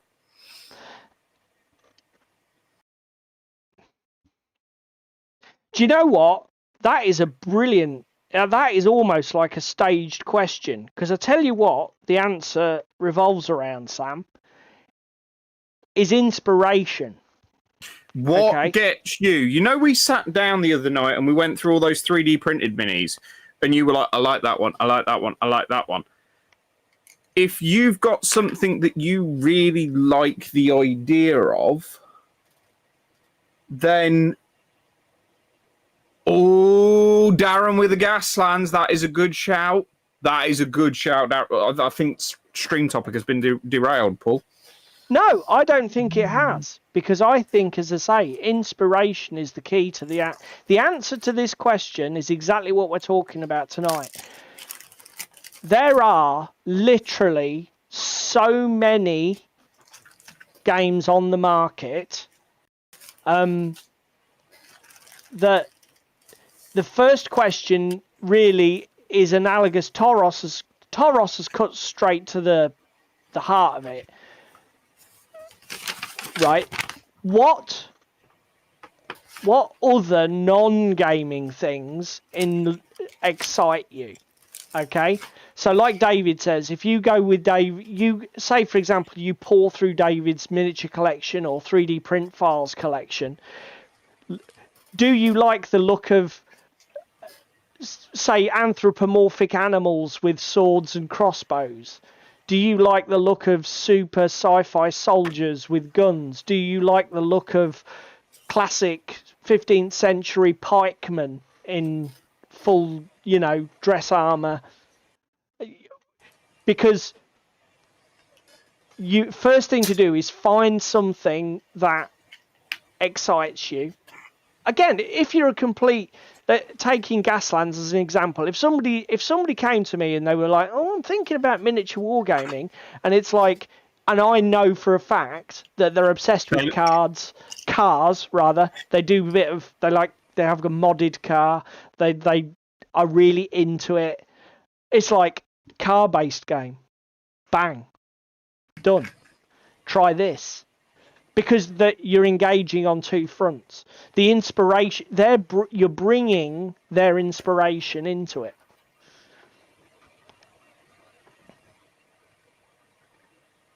That is the problem with Gaslands. If you go to the effort of modelling all of your weapons and everything else, it is such a fucking time sink. And Darren, that echoes the way I would feel about Gaslands. I enjoy Gaslands. Gaslands is a... Oh, Jerry, you're too quick! I was about to... Yes. I was about to answer Darren and then bring up the website of the multi-award winning... let me open it.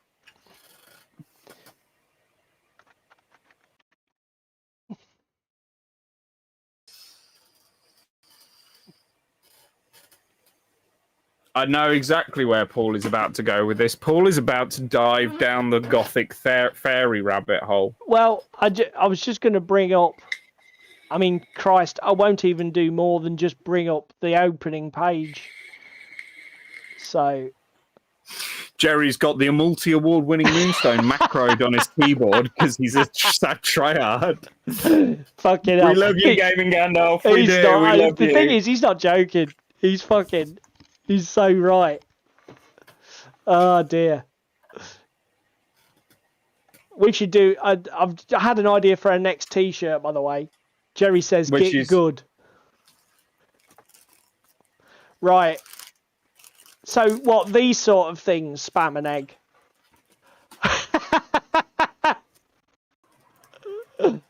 Oh dear.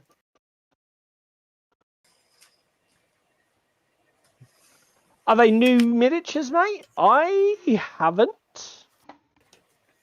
Are you No, just... because they're images that Tom has sent you, Jerry. Gaming Gandalf. Cannot see your messages. I think we are being trolled here, people. Oh, are you asking us if we've seen the thing that we're not allowed to see because we're not some massive industry insider? No, we haven't, Jerry. Sod Shock you. horror. Damn you, McCabe. So, but yeah, I think that's solved. The other, I mean, again, and we can play it, and it can be played in a campaign setting. Mate, Jerry, I'm calling nobody fat. That's glass house and stones happening squared. Spam has the same problem as me. Right, I mean, the other one, we'll put it up. Burrows and badgers. Yeah. Fucking badgers. I know. Just calm down.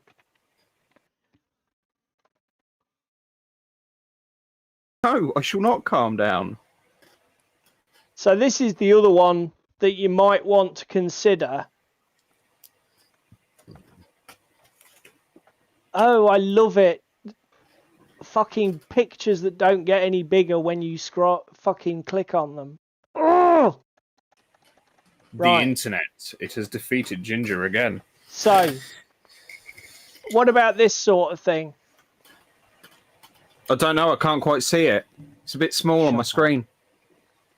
It is a great game.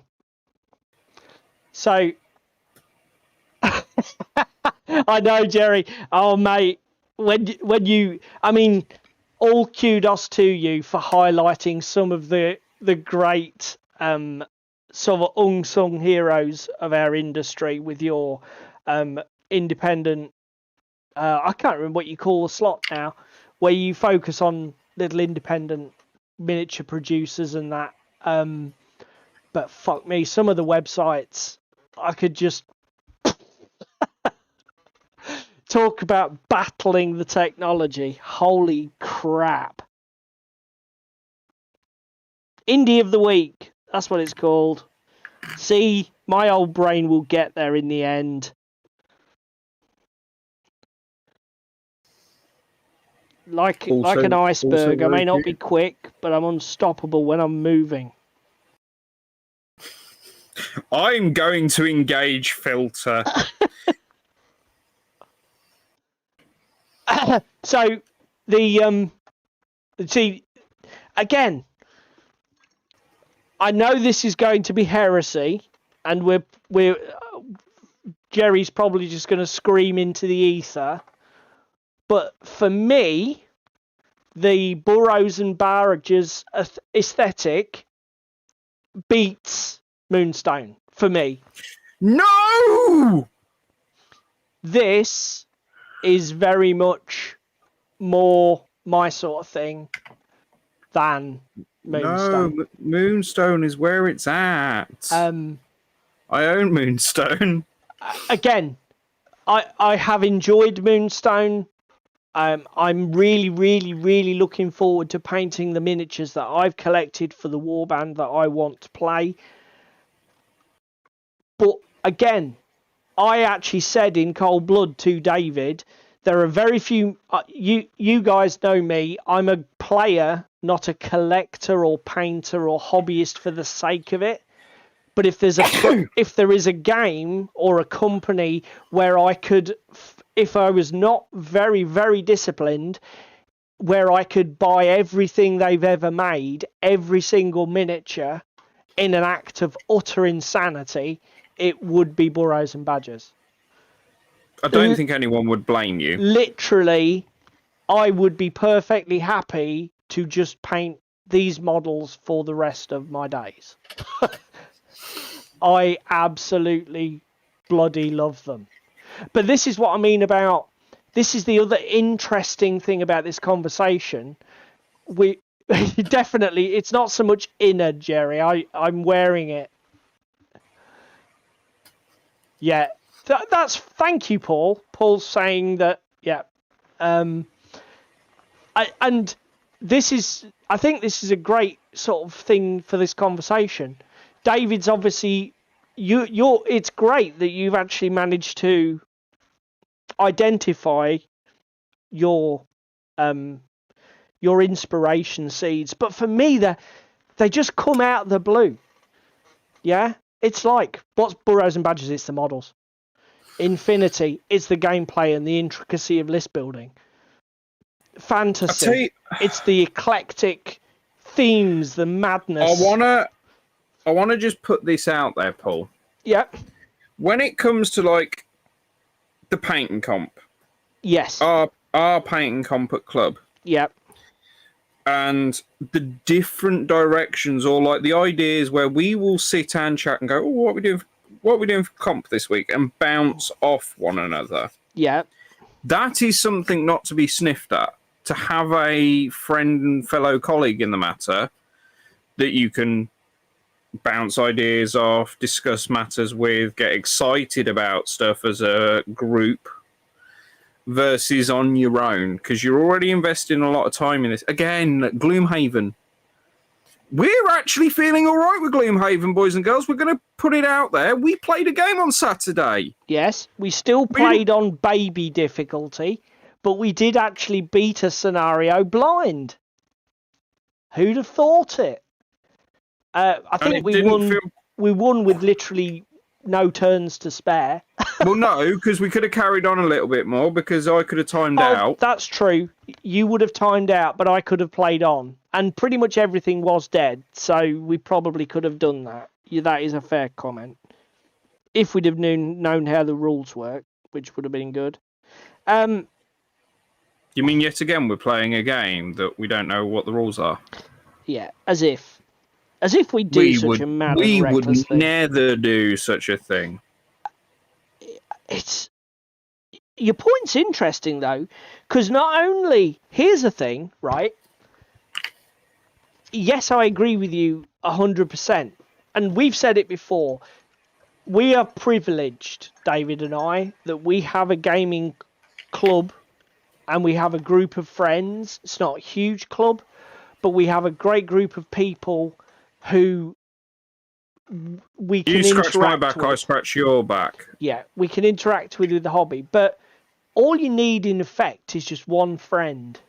Just all you need when it boils down to it is you need that other mind, that one other person who will just, it doesn't matter how mad or insane the idea, that if you say, do you know what?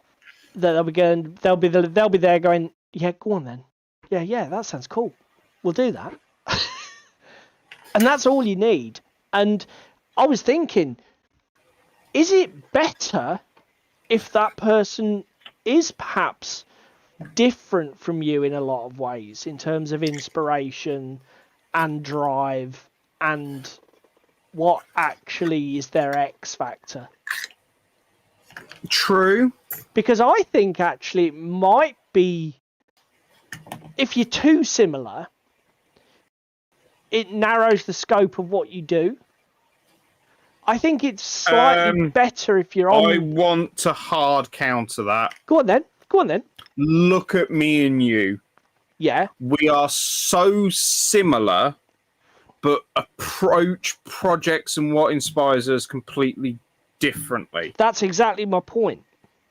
I am so here for the aesthetics, so here for the beautiful tables, the beautiful projects, that kind of stuff. Whereas you're here just for the games. Yeah. To put it bluntly, you're just here for the games.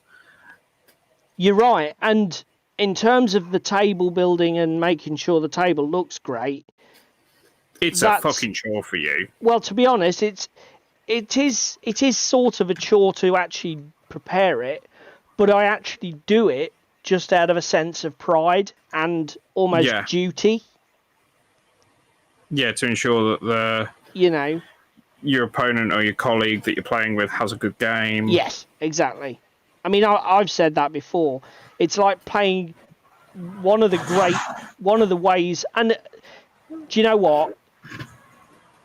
It's perfectly fair, people, to call me out and say, yeah, but that's entirely artificial. That's in your head.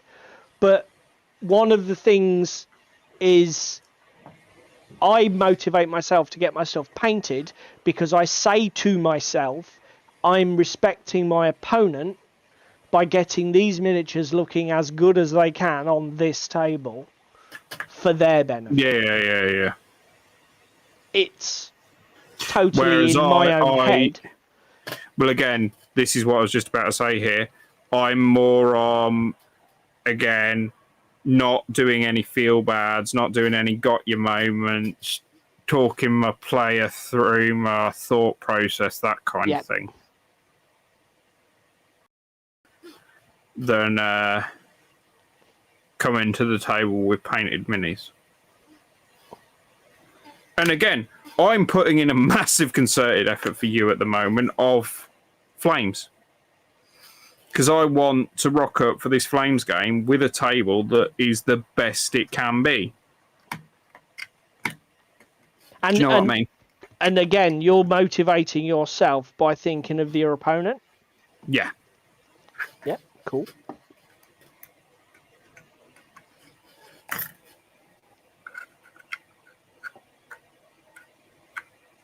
That fucking wall, what a bitch. I'm quite liking this paint scheme. So what we got going on in the chat? Spam and Egg says the aesthetic is going to be what grabs you the most. Yeah. Yeah.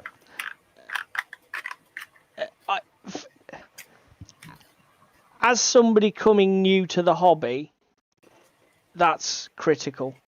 I mean, I said it again at club this week. I still think Infinity is the best miniatures game I've ever played. By a country mile. In terms of the way that the rules work, the game is structured, the scenarios are written. Is it beginner friendly? Fuck no. Jesus Christ. I would never put it in front of somebody as their first game. Not unless you want them to hate life. Yeah. You know, it's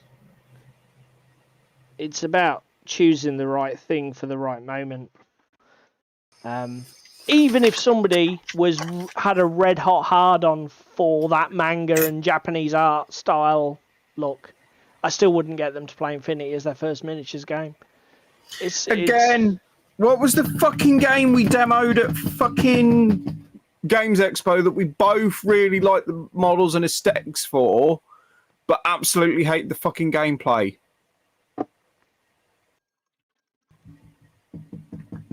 Oh, the sci-fi one. Yes, with the bloody stupid variable cover. No, not War on Terror. Not War on Terror. What other we one played was it this year and we bitched about it. The game was good, but we questioned some of the design choices and how they ran the demo game. Was it that Neo Genesis? Yes, that's the one. Yeah. That bot game. Yes. Yeah. Because again, having bots is something that spoke to me. Yeah. Again, wanting to play some Fallout Wasteland Warfare, something that's been speaking to me because I love the Fallout games. To be honest, I would imagine that Fallout would tick your campaign and narrative box as well. Yes, it probably will.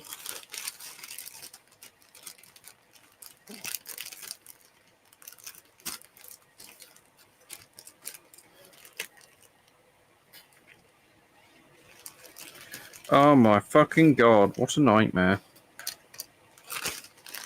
David will be really triggered, but we are using the same red leather. Is it? No, not the same colour. For his belts and pouches as we did for his sleeves. Yabu something. No. Efficiency. No. Colour separation and differences. Even leather cut from the same cow weathers differently. Look, his arms are not attached to his waist. The colours are separated by his tunic. It's fine. No. Tell him, people. No. We are not painting everything a different colour arbitrarily to keep you happy. Ooh. What's going on here? Paul worked on Fallout.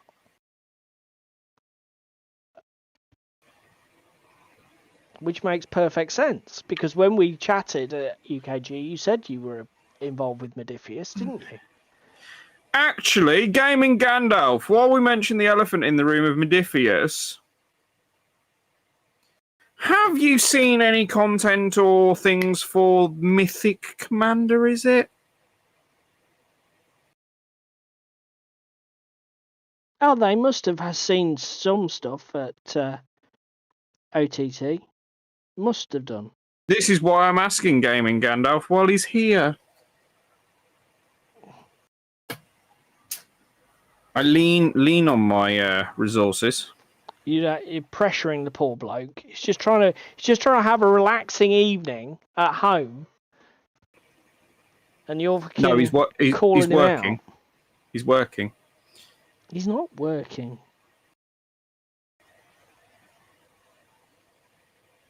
He's telling me I need to get good. Well, you do need to get good. You shit. Whack. Takes one to know one. That's fair. So, I don't know. Inspiration. Does that cover it, guys? Anybody got anything else to add in the chat? Anything else to bring to the conversation? I tell you the other thing. Go on. And this is the counterpoint to inspiration.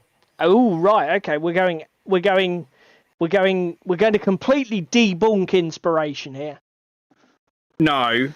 Do you ever see anything on the tinterwebs and go, oh, Darren, you legend. What the fuck? Like, I can never paint that good. Do you know what I mean? And you got that strong negative internal voice.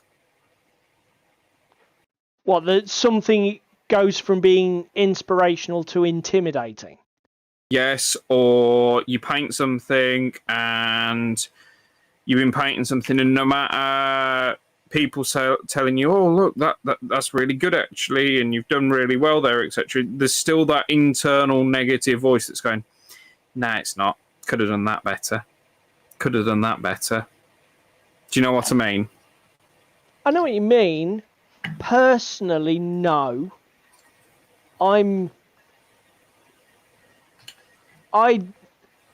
not like, again, maybe it's maturity, maybe it's no, but this is what I'm just saying for everyone here in chat. I'm trying to think back to when I was in my 20s. The thing is, everything was different then. The only thing that we had was White Dwarf, okay, and box art and GW propaganda, because that was all I knew until I was like in my 30s. Was Games Workshop. I didn't come from a historical background. I wasn't exposed to some of the archaic rule sets that, like, say for example, Jerry would be more familiar with. It was GW for me, and I guess because White Dwarf is what it is, it's like, this is Games Workshop Studio. I didn't ever feel any intimidation when I painted my first crappy models. I think there was frustration, actually, which is interesting. No, but again, that feeds into the inspiration kind of thing of, am I making progress? Are you saying that it can be a real barrier? It stops you from Yes. getting inspired. Yeah. So it's an interesting point. Again, you've got an amazing idea for a project, but I could never do that justice. Do you know what I mean? Yeah, I do know what you mean, actually. Do you know what? One of the best examples I can think of, this is probably going to sound a bit weird. Years and years ago, I watched is it Blue Table painting video? People will know. Blue Table Painting used to be a painting studio from Midwest America, I think, from years ago. They had a YouTube channel and they used to do battle reports, mostly for fantasy. And a guy brought an army to put on video that was essentially a Tzeentch, Utah, thanks Jerry, essentially a Tzeentch army, but it was all of the miniatures were handcrafted out of Fimo and Milliput as my god, as confectionery items.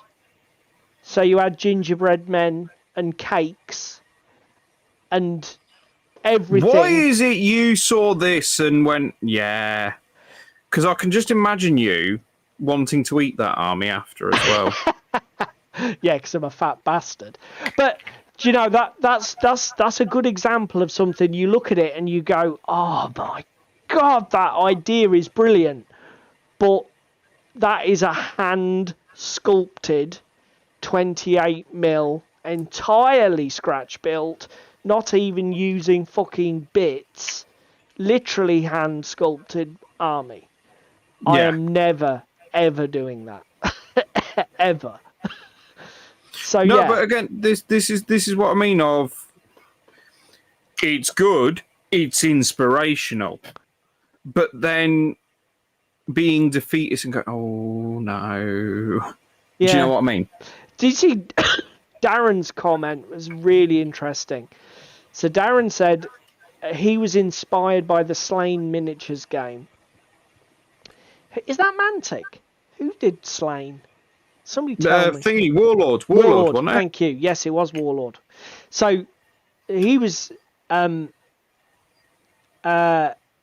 inspired initially, having played a few games. He sort of thinks now the inspiration comes from the comics and the art aesthetic, I guess. Yeah, I suppose there's that thing as well, isn't it? You can be turned on by the aesthetic,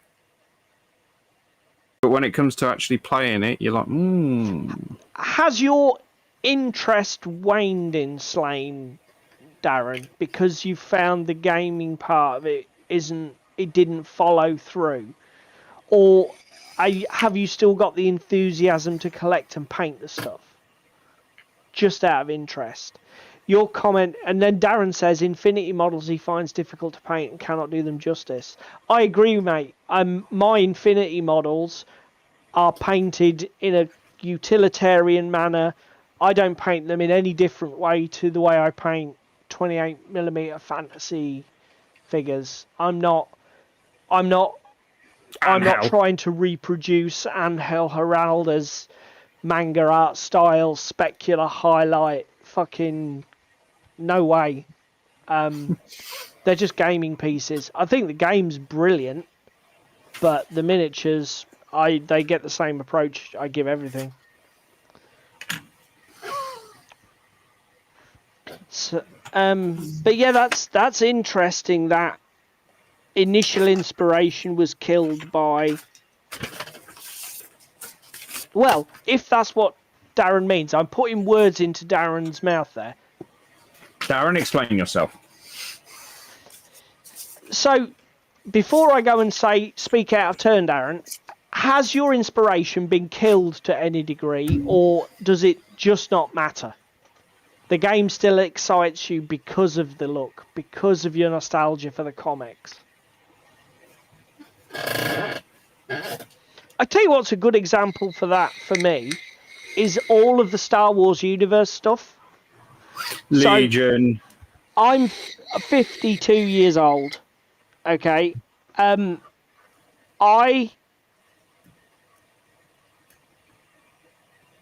If you show me miniatures that look like the Mattel toys that I owned as a child, any assets out of New Hope, Return, Empire or Return, I am all over it. Tingles up the spine.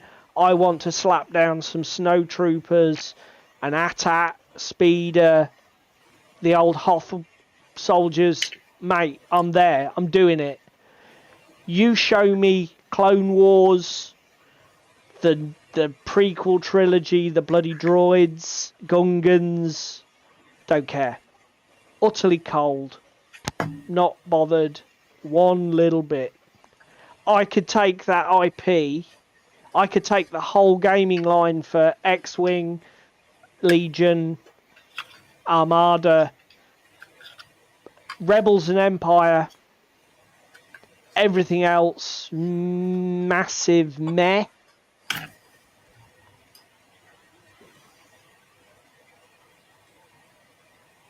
Okay, so, because one of the things I would say is that's interesting. So Darren says, yes, it certainly is less than before. So Darren is an example of his inspiration has been wounded or... affected. Yeah, it's been pulled down by the reality of what he's doing. One of the ways I would classify the inspiration element, this X factor, is that for me it doesn't matter and it defies logic. And we come back to the Warhammer Fantasy Battles thing from earlier. Yeah. Again, to some degree, you can apply this to like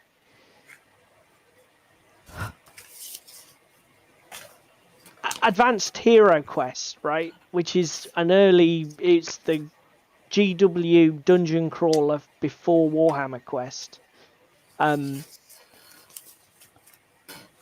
I still own a lot of the stuff for that game. I don't hunger to play it because it's clunky as fuck. But when I think about it, I still get excited. He salivates, for boys and girls. The weird detail 12 nonsense of it. And I still think, I wish I could get some of the bits I never got that go for preposterous money on eBay now.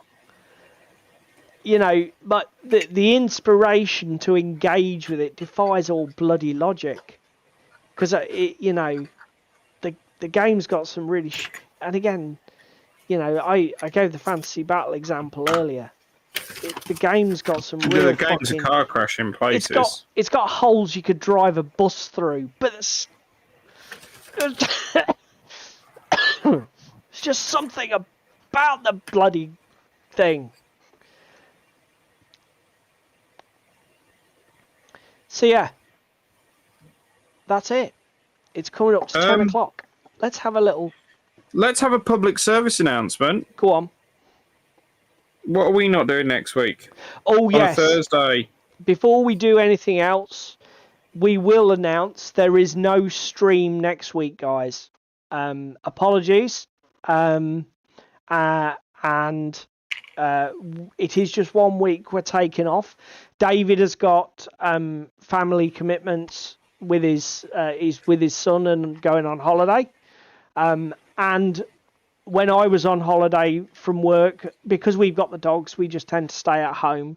So I didn't take a break from stream because obviously I was here anyway. So it was, but I'm going to basically take the opportunity, just have a week off, have a bit of a breather, recharge the batteries. And so apologies to everybody who enjoys the stream and comes along to see us every week.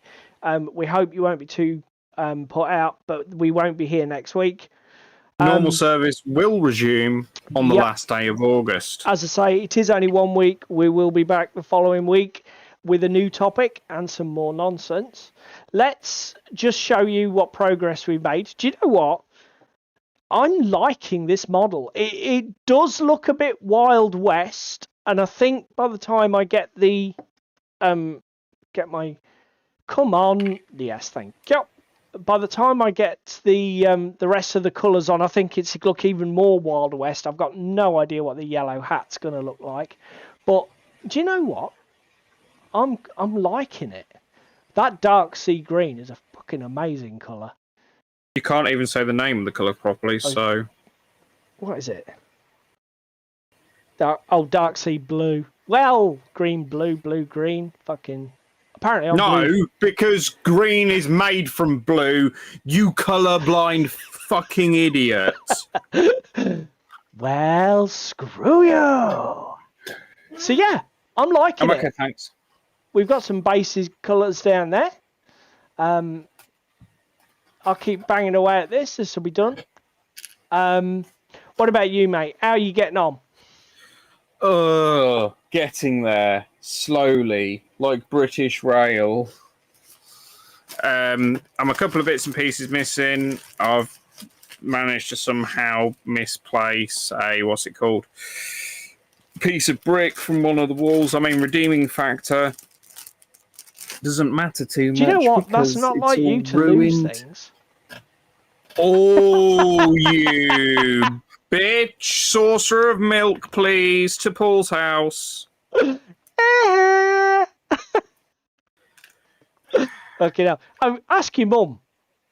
She might know where it is.